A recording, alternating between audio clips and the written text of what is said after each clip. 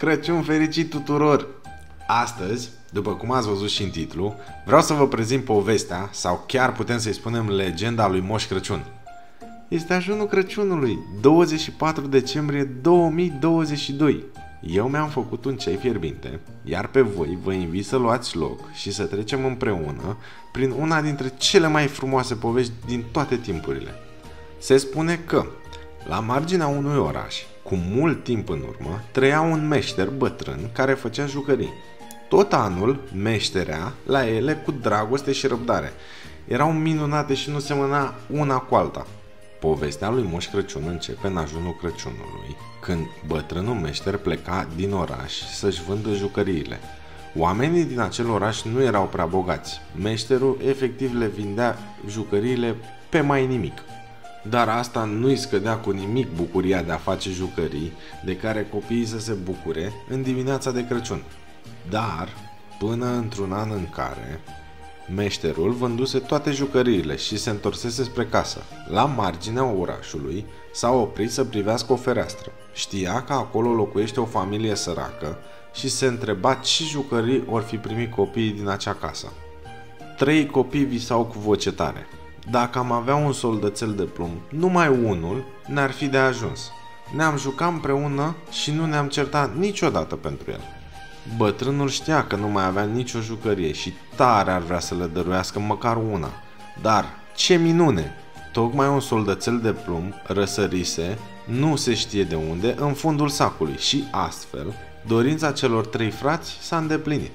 În drum spre casă, bătrânul gândea: aș vrea să fac atât de multe jucării, încât să dăruiesc câte una fiecărui copil din lume, dar mai ales celor sărmani cărora n-are cine să le cumpere. Și acum, mergând așa, pe gânduri, văzu în zăpadă un pui de căprioară care îl privea cu ochii triști.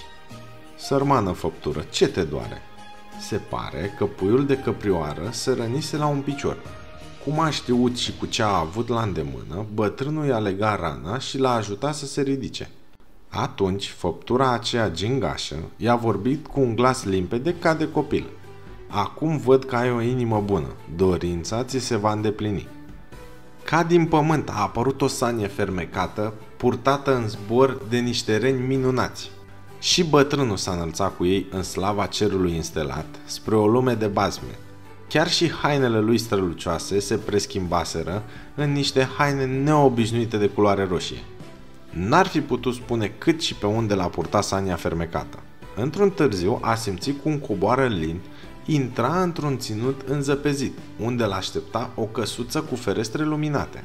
O mulțime de pitici, ca cei din povești, l-au întâmpinat bucuroși. Piticii erau drăgălași și îndemânatici, gata să se apuce de treabă.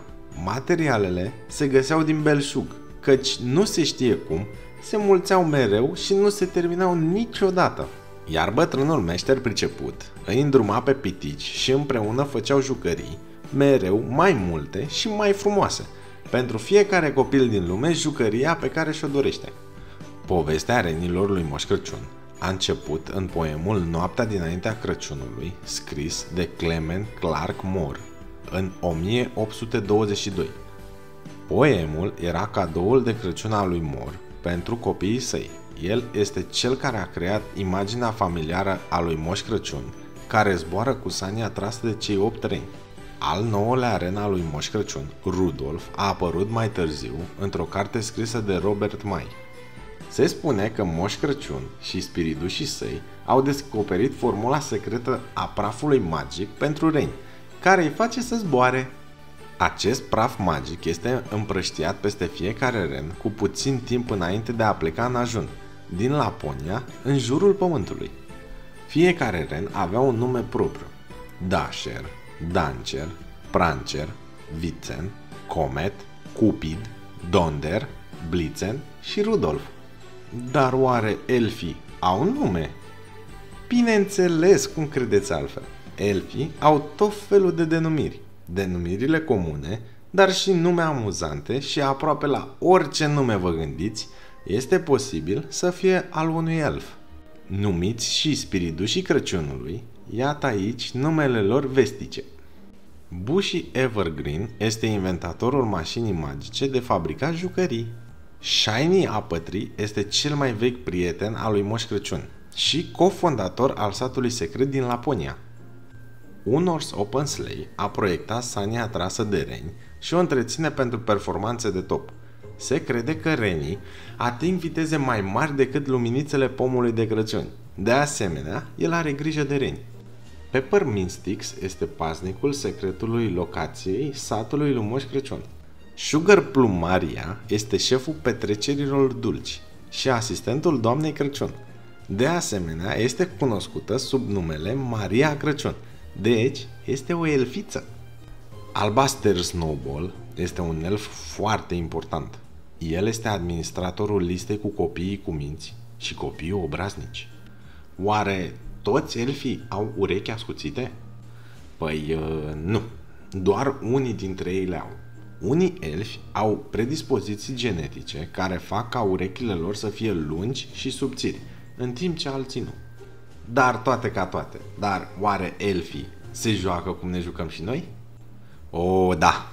Elfilor le place să se joace o mulțime de jocuri. De fiecare dată când fac o jucărie nouă sau un joc nou, pentru a se asigura că acesta funcționează și este în stare perfectă, îl testează. Această testare este partea sistemului de control al calității lui Moș Crăciun. Atunci când elfii nu fac jucării sau nu fac treburile lor, se relaxează jucând jocuri între ei. Unele dintre jocurile care îi bucură sunt luptele cu bulgării de zăpadă, luptele cu pernele, jocuri cu mingea și multe alte jocuri. Să țineți minte, dacă a face jucărie este distractiv, a te juca cu ele este de 1000 de ori mai plăcut. Dar între acești elfi o exista vreo diferență? Bineînțeles, la fel cum există diferite tipuri de oameni, ca americanii, rușii, chinezii, japonezii, australienii sau africanii, există diferite tipuri de elfi. Unele dintre cele mai cunoscute tipuri de elfi sunt elfii roșii, elfii negri, cei albaștri, albi, galbeni, verzi, maro, de foc sau de lună. Suntem în era calculatoarelor, dar oare elfii pot să le utilizeze? Polul Nord este dotat cu calculatoare. Ele sunt utilizate acum pentru proiectarea de jucării și pentru programul de călătorie a moșului.